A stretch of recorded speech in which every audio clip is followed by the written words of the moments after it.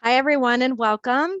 We'll be getting started in just a few minutes. I'm so glad that you decided to invest part of your afternoon with me today.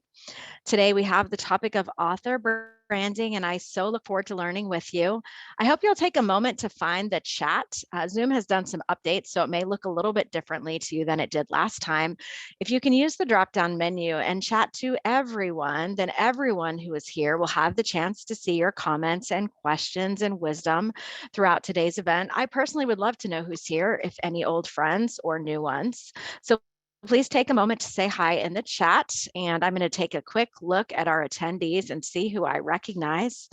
Hi to my friend Brenda, who's here. Hi to Jim McQueen. Jim, we were talking about you before this webinar started. I was saying that you are often here.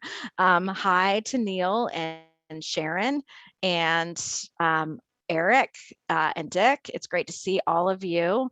Lots of familiar names. And thanks to those of you who are saying hi in the chat. It's so great to see all of the familiar faces. Just a quick reminder that if you are going to chat today, if you use that drop-down menu then and select everyone, then everyone will be able to see your comments. So I mentioned that today's topic is branding, and then I did a silly thing. I put on this branded t-shirt, and this happens to be our company's old logo. So I am breaking all the branding rules by wearing the old logo t-shirt to the meeting, and I thought you might enjoy seeing. So this is our current logo. My husband had this mug, this Tervis mug made for me. It has the newer logo on one side, it has the old logo on the other side, in a mix of branding like you've never seen before. So as we dive into the topic of branding today, I'm curious about the level of knowledge you bring on this topic. And so I have a brief poll that I'd love to do to get your input about branding. And this is related to the branding journey. Where are you in your brand journey? Are you very clear about your brand? Are you developing your brand? Are you rebranding now? Are you confused about your brands, or have you not yet begun to develop your brands? And I would love to hear from you about where you might be on that journey. And I'll give you a few moments to respond. Hopefully you can see and respond to the poll. It looks like about 2/3 of you have responded at this point. So I'll give you a few more moments. I just realized that I didn't introduce myself. So for those of you who may not know me, my name is Becky Robinson. I am the founder and CEO of Weaving Influence. We are a digital marketing agency. And hello in France. Wow, great to have you. And I will tell you a bit more about myself in a couple of moments, but first I'm going to show you the results from the poll. And hopefully this time I'll remember to turn them off, Kelly. Kelly Griffin is here with me today as your chat host. Big thanks to Kelly, who has supported our webinars so well over the years. Okay, so on the call today, only about 12% of you are very clear on your brand.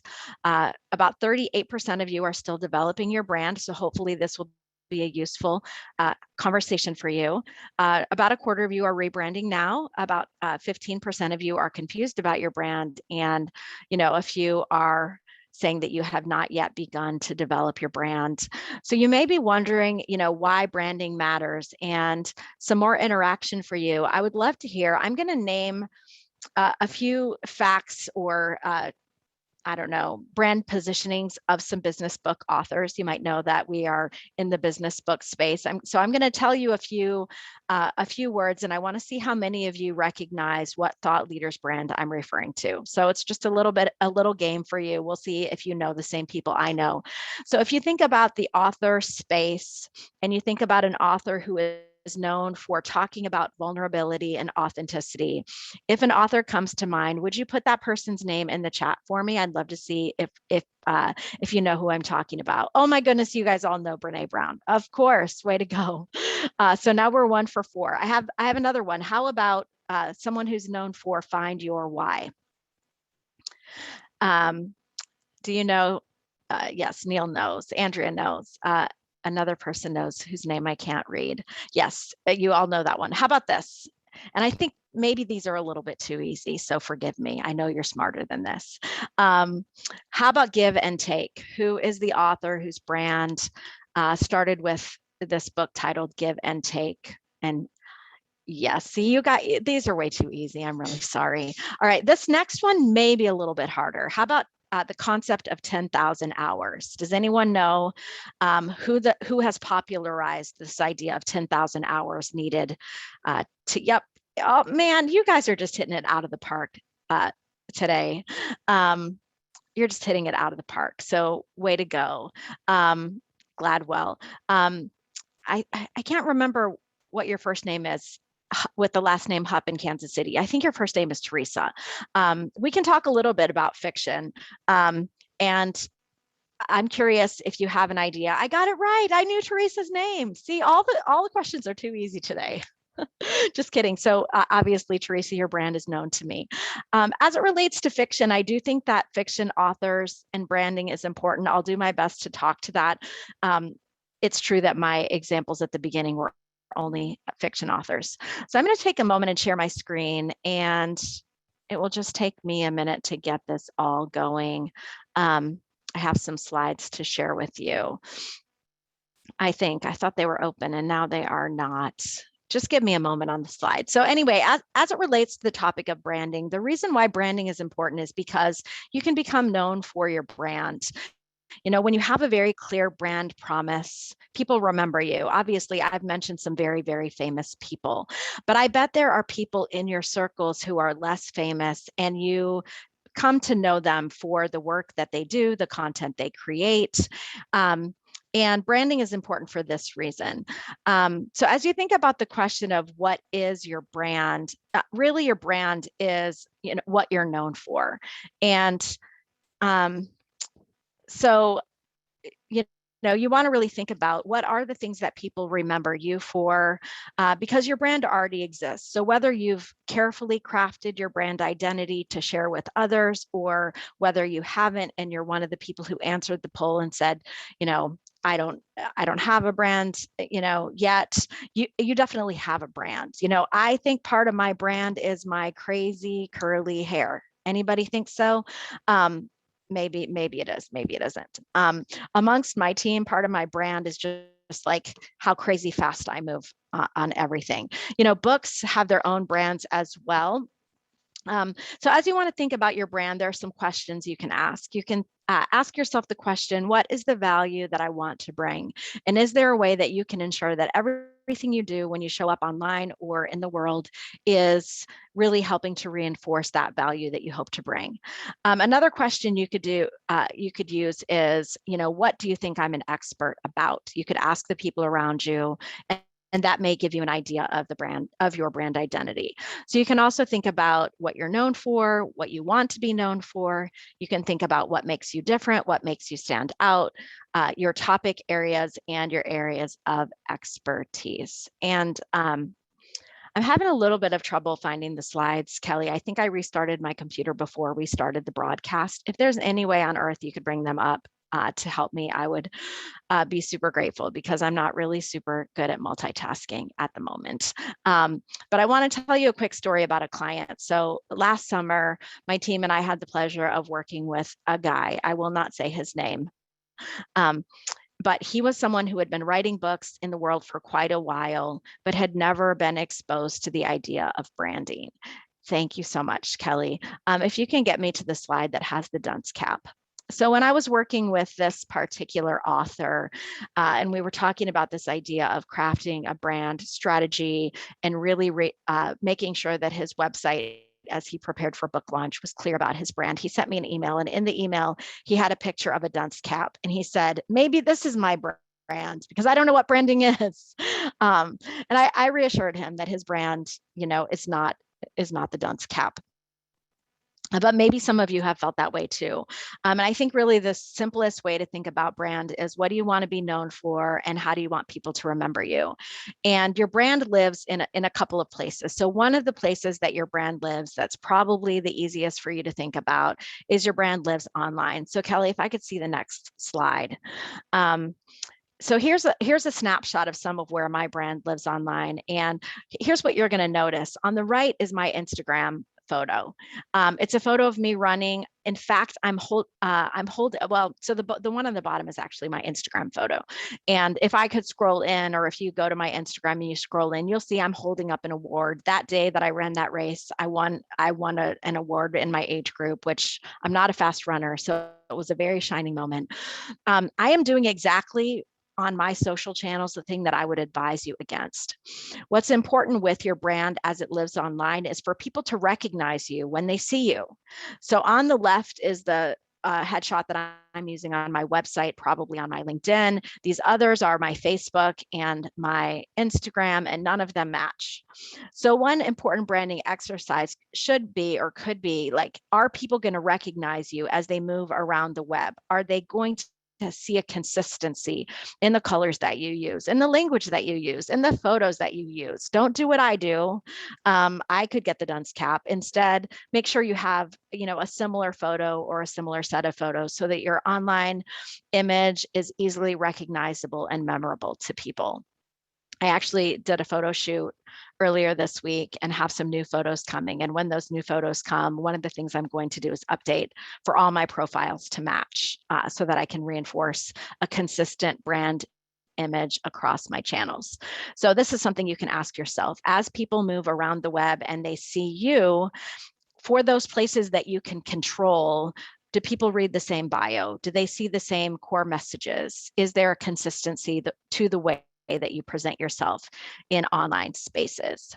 The other thing that you want to think about is that your brand also lives in people's minds. And so that's why it is important to ask people, how do you view my brand? What do you see as my greatest strengths and contributions? And then ensure that they've gotten that idea from somewhere, and just look carefully at the story that you're telling online as you show up, whether or not you're accurately portraying through your online presence the brand image that you want to get. And the way that Brene Brown or Simon Sinek or Adam Grant or Malcolm Gladwell has become memorable is because they repeat those key messages again and again and again. And obviously all of us, if we saw Brene's face, would know her. So I want to go to the next slide. And this is actually a graphic that shows up in my book. And so as it relates to branding or marketing strategy, one of the things that you can do is work through some fundamental steps. So as you're starting this journey toward branding, one of the things you want to do first is define your brand. And you want to be able to say it as concisely and concretely as possible. You've probably heard the phrase elevator pitch, but really being able to say in a few words who you are and the value that you want to bring. Now, along the way, you're also going to clarify that message, because you may get some feedback from others that even that elevator pitch that you thought was super clear isn't necessarily resonating or isn't clear to someone else the same way as it was when you wrote it down. Along the way, you're also going to discover what your intended audiences are thinking about and learning about you. So sometimes there's a gap between the way we view ourselves, the way we think we're presenting ourselves, and then the way others are viewing and receiving us. And that's why it's important to ask questions of others so that we can discover what they're really thinking about our brand. And then, from there are all sorts of decision points along the way where we get to choose the parts of our brand that we want to highlight in sharing our work with the world. And, there are a lot of choice points as it relates to, helping people identify what's most important or what our value is along the way. So I want to pause here, and Kelly, we can stop sharing slides.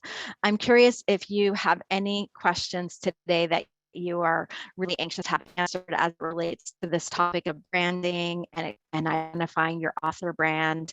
And I'm happy if you would like to talk to me face-to-face, you can use the hand raise function, which is in the bottom of your Zoom panel. And I'd be super glad to bring you over here and talk to you face-to-face and answer your questions. Or if you want to put your questions in the chat, I would also be happy to answer those questions just by reading those out. To go back to Teresa's earlier question about branding for fiction. I think, especially for those fiction authors who are in one clear genre, a genre can be a branding factor. So I think, Teresa, if I remember correctly, you write historical fiction.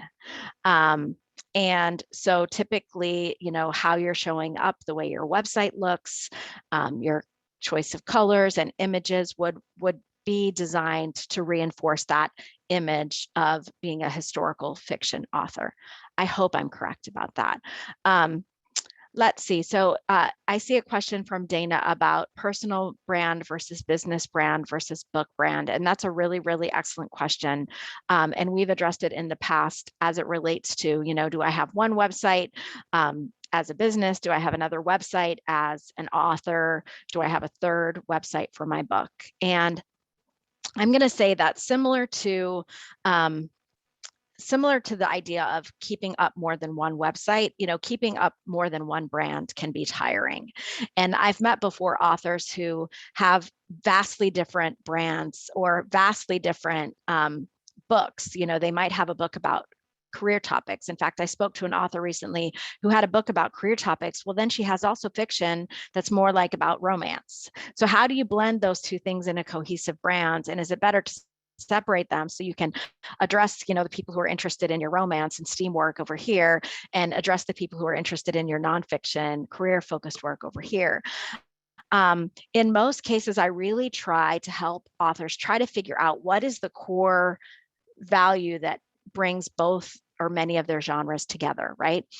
Because it could be exceedingly tiring to try to fuel content on various channels and various websites. In most cases, I think you have to go back to what your goals are. And as it relates to business brand versus personal brand, if your business is the thing you want to fuel, then you put more energy in the business brand. If your individual author brand is the thing that you most want to fuel, then you use that as your primary focus. And I think quite often they fuel one another. For those of you who know me, would you say that you identify more with me as an individual, like Becky Robinson, the author or speaker or whatever, or do you identify more with my company, Weaving Influence? If you can tell me that quickly in the chat, I'd be curious. It looks like most people are saying that you identify with my company, which means that I've done my job well. Early on, a little of both. Okay, thanks, equal.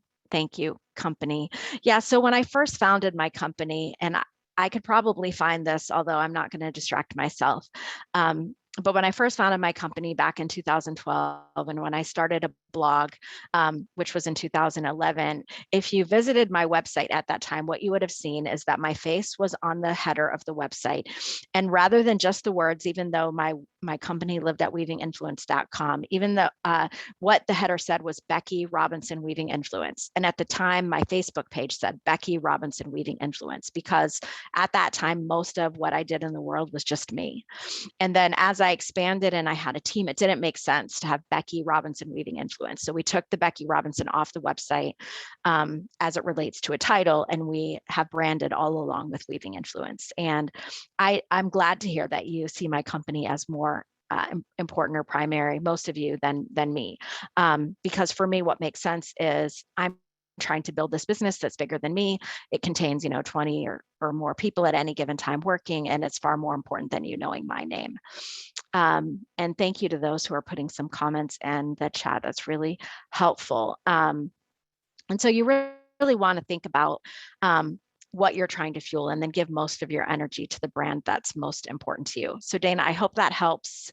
I do see a few more questions. So Jim McQueen is asking, can you speak to the idea of brand promise and how it applies to personal brands? And I'm happy, Jim, to answer that question. But the first thing I want to give you a caveat about is that I've never studied marketing in a formal way. Everything I know about marketing, I know because I've done it. So in terms of those, kind of marketing terms of brand promise versus whatever, like I only know kind of what I figured out. So you can take this advice with whatever weight you want to apply to it. But I think the idea of brand promise is, what can people expect from you? So whether that's from your business or whether that's from you as a person, what are they going to experience if they engage with you? To me, that's what the idea of brand promise means. And the way it applies to a personal brand is that, your personal brand is there, whether you've clearly defined it or not.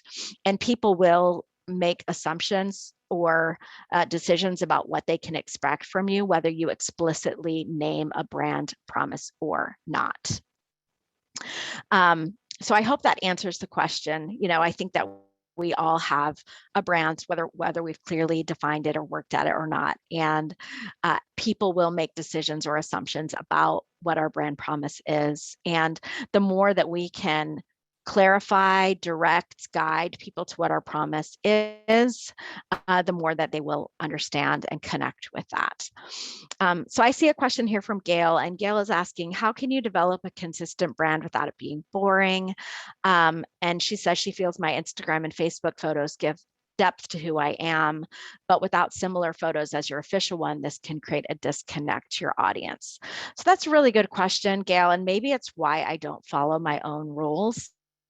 One of the things that I love about branding is that you do have choices about your brand. So let me give you some specifics about that. So some of the choices that I make about my own personal brand is that when you see me show up on Instagram, there are a few things that I feature through my brand. So I feature nature and the outdoors because I just love, I live in the country. I love my flowers and my trees. And so you're going to see a lot of that. I like to cook. So you might see that. I love to drink coffee and read books. So you might see that. I love running. And I'm going to highlight that. I also love my kids and my husband, but for various reasons, I choose not to showcase their photos on my Instagram. So even though I am a wife and a mother, and even though that is important to me, it's not something that I spend a lot of energy promoting on my channels, unlike some other people who, really want to include that stuff in their personal brand. So I think it's really important that you make choices about how you want to show up, what topics you want to focus on. And Gail, if being fun is part of your brand, maybe it does mean mixing it up. And what that could mean is that you keep a consistent brand identity and image as you're getting started. And then when you're more well known, you can choose to diversify those images a bit. And then, what I've noticed on Instagram that I really love is when people show up with an introduction post. And that can be a time, if you're using a different avatar, to use your consistent photo and say, hey, get to know me. This is who I am. And show people the face that they're expecting. It looks like I have a question from Todd. Hiking has become popular on his blog, and he wants to turn the hikes into a book. So should I focus on hiking or me as the author doing the hikes? That's a really good question. And wow, thanks for the kind words, Elizabeth. I appreciate that. I'm going to have to save those. At any rate, so Todd's question, focus on hiking or me? So when it comes to branding, one of the things I always remember is that people connect to people. So my instinct here, Todd, is that it's both, because what you want to be able to do is share about hiking in a way that draws other people who love hiking, but also along the way, give people a chance to know who you are and the interest and expertise you bring to the topic. When I think about people that I follow on social channels, and you can do this exercise yourself. Think about like who's memorable to you. I like to follow a lot of like self-help therapy people on Instagram, and one of the ones whose brand stands out to me is a woman from Utah named Tiffany Rowe. And I would highly recommend that you follow her, Kelly. If you can type Tiffany Rowe's Instagram handle in the chat, it's at Hey Tiffany Rowe, I think is her handle. But like Tiffany just brings so much of her own personality to her perspective about mental health. And, she's just like instantly recognizable. So she's tattooed. I'm trying to think what else. She dances. Like she's just the kind of person who's almost immediately memorable. And, while I care about mental health and I'm interested in the advice that she brings, I partly, follow her for entertainment. So Todd, I think that people are going to be looking to you and whatever's unique about your personality. Like I personally, I would never dance on Instagram. First, I can't dance. It's just never going to be a part of my brand. So what you want to do is think about what it is that's unique and fun and interesting and engaging about you, and make sure that that's what shows up online.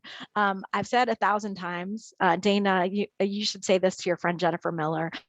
The magic happens when you show up. Like the branding really happens when you show up, when you bring the best of who you are, like the most exciting, the most engaging of who you are.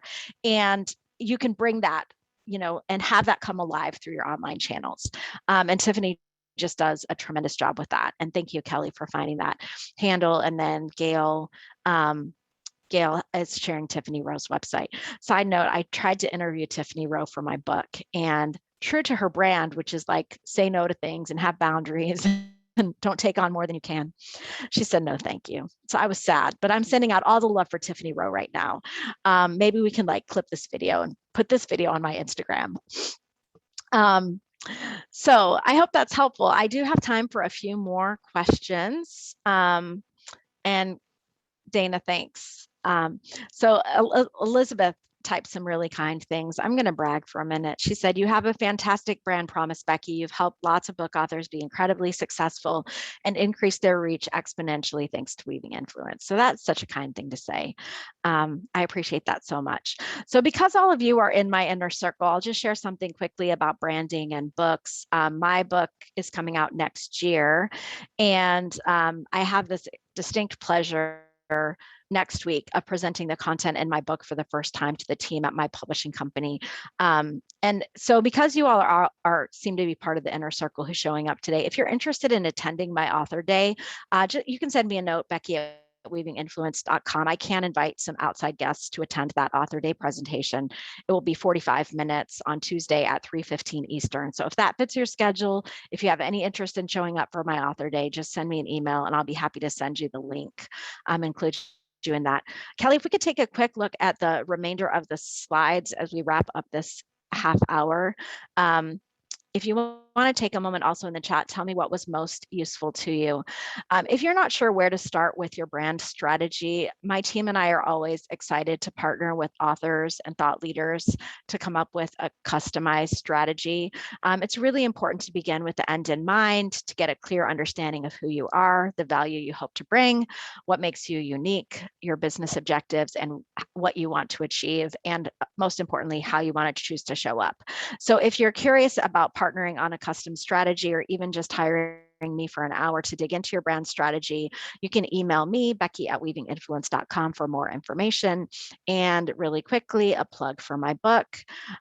If you love me enough to pre-order my book in August when it's not coming out until April, Kelly will put that in the chat. I'm not really expecting that most of you would want to pre-order a book that early. Just a really funny side note about branding. Can anybody tell the difference between this mug and that slide?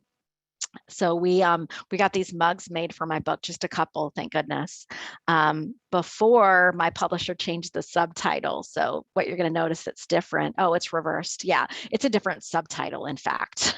Yeah, different tagline. So that's fun. I actually printed like 100 or so of these postcards with the old tagline too. So glad that you enjoyed today's session. I always love being with all of you. And Todd, I'm glad that my answer to your question about branding was helpful and clarifying. We will be back next month. And Kelly, do you know the topic for next month's webinar? Oh, I do. Next month's topic is network mobilization. So it's about how you as an author can tap into your network through one-to-one outreach, one-to-many outreach. It might be a topic we've covered before. What we're doing at Weaving Influence is we have monthly themes. And so if you've been around for a year or more, we're going to loop back to those themes year after year. There's always new stories, ideas, insights to add and learn together.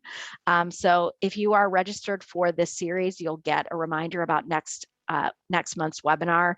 But if you'd like to share it with others, we always welcome you to do so. We will be sending out the recording and a follow-up email over the next couple of days. So thank you so much for joining. Don't forget to email me, Becky at weavinginfluence.com, if you'd like to show up for my author day next week. Thanks again. Bye.